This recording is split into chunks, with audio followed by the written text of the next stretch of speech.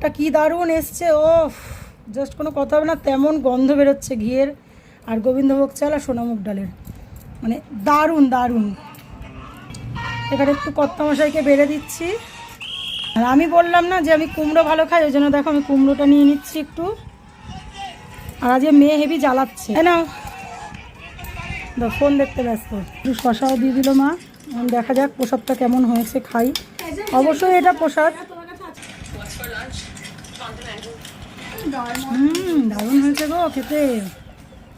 আমি যখন একা করতাম উপাস তখন আমি এরকম বানিয়ে খেতাম, অনেকদিন পর আবার এরকম বানালাম, সত্যি দারুণ লাগছে, সেই স্বাদ,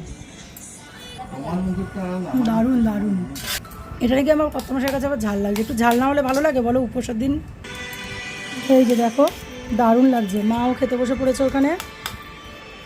আর এই যে এখানে বসে বসে খাচ্ছে, মানে কি কি বলবো, ওকে আর কিছু বলার নেই।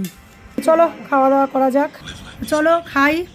উপোসের দিন এক সোমবার, মানে সোমবার দিন এক সোমবারের, সোমবার ছাড়া আর কি, খিচুড়ির মতন এক সিদ্ধ ভাত।